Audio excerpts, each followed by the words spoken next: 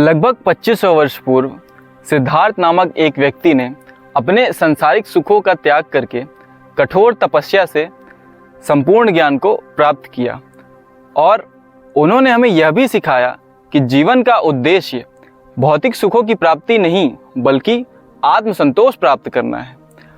उनकी दी हुई यह शिक्षाएं काफ़ी प्रभावशाली थीं, जिस कारण उनके अनुयायियों ने अखंड भारत में इसे सजोने के लिए जगह जगह पर स्तूपों तथा स्मारकों का निर्माण कराया।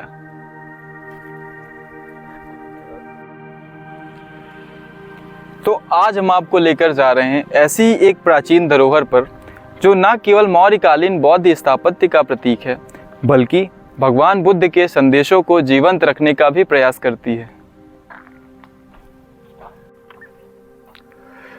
तो आइए इस पवित्र और ऐतिहासिक स्थल देऊर कुठार की यात्रा शुरू करते हैं और जानते हैं कि यह क्यों भारत के सांस्कृतिक एवं धार्मिक धरोहर का एक अनमोल हिस्सा है।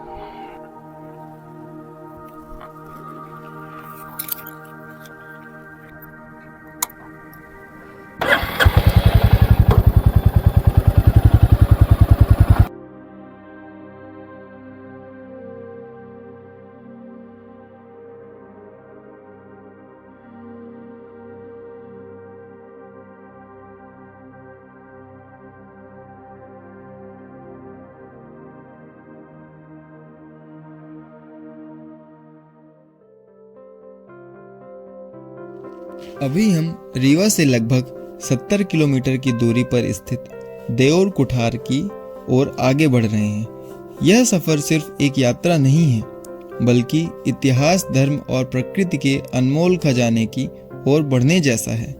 यहाँ का रास्ता मुख्य सड़क से होकर गुजरता है। देऊर कुठार सिर्फ एक ऐतिहासिक स्थल नहीं है, यह मौर्यकालीन सभ्यता और बौद्ध धर्म के प्रसार का एक जीवंत उदाहरण है। 2200 साल पहले यहाँ बनाए गए स्तूप और गुफाएं अपने समय की अनमोल धरोहर हैं। सोचिए, कभी इस रास्ते से बौद्ध भिक्षु और श्रद्धालु गुजरे होंगे ध्यान और ज्ञान की तलाश में। यह वही जगह है जहाँ सम्राट ने बौद्ध धर्म के प्रचार का बीड़ा उठाया था।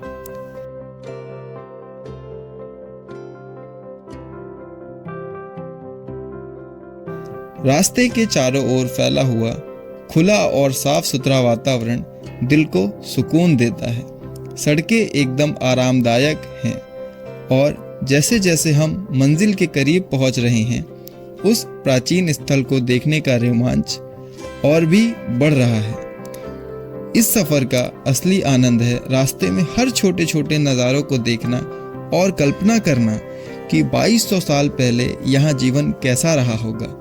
इतिहास और संस्कृति से जुड़े ऐसे सफ़र हमेशा खास होते हैं।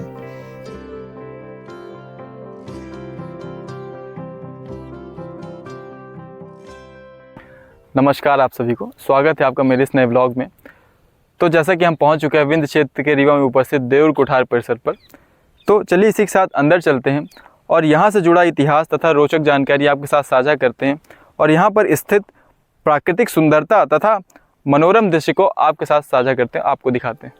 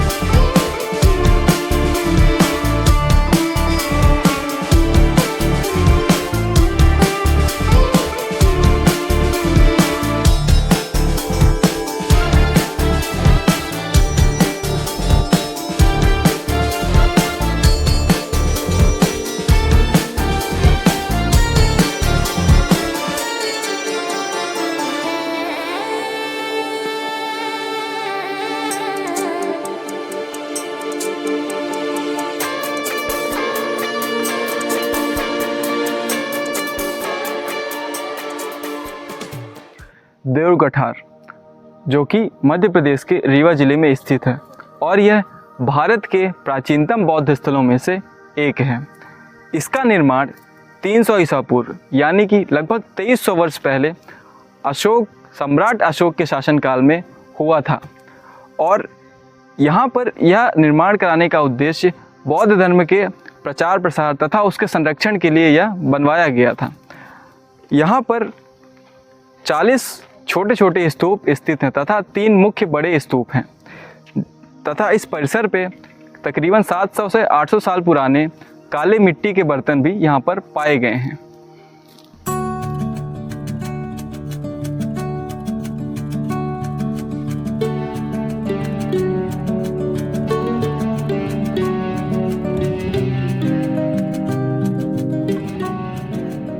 यहाँ पर उपस्थित शिलालेख के अनुसार यह स्थल न केवल एक ऐतिहासिक धरोहर है बल्कि इसे बरहुत और कौशाम्बी जैसे प्राचीन बौद्ध केंद्रों से जुड़ा माना जाता है। यहाँ पर मौजूद स्तूप, स्तंभ और ब्राह्मी लिपि के शिलालेख हमें बौद्ध धर्म के स्वर्णिम युग में ले जाते हैं। दिलचस्प बात यह है कि कालांतर में शुंग काल के दौरान यहाँ हर्मिका और प्रदक्षिणा पथ का निर्माण हुआ। इन संरचनाओं में दानदाताओं के नाम ब्राह्मी लिपि में अंकित हैं, जो उस समय की सामाजिक और धार्मिक व्यवस्थाओं का सटीक प्रमाण देते हैं। उत्खनन के दौरान एक विशाल लाल बलुआ पत्थर का स्तंभ भी मिला, जिस पर भगवान बुद्ध को समर्पित ब्राह्मी लिपि में 6 पंक्तियों का लेख लिखा गया है। यह लेख बौद्ध धर्म के प्रति स्थानीय श्रद्धा और उस समय की लिपि कला का अद्भुत उदाहरण है।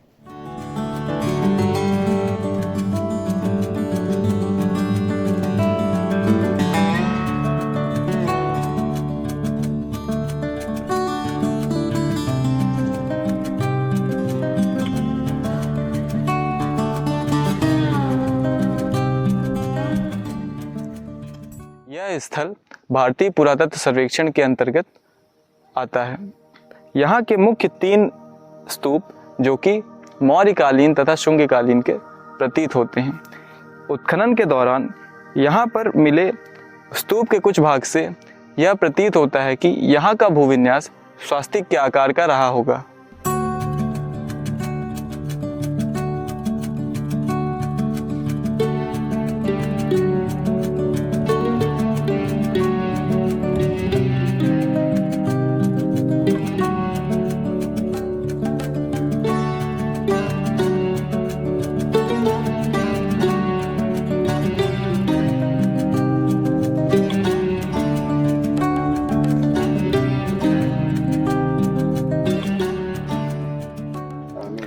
यहाँ की पहाड़ियाँ और गुफाएं इसकी प्राकृतिक सुंदरता को अविस्मरणीय बनाती हैं और यहाँ पर चारों तरफ फैली हुई हरियाली, शांत वन और गुफाओं का नज़ारा मन को शांति देने वाला है। यहाँ पर स्थित गुफाएं प्राचीन समय में बौद्ध भिक्षु के निवास स्थान था तथा वह यहीं पर ध्यान किया करते थे। तो आइए इसी के साथ आपको यहाँ का नज़ारा दिखाते हैं।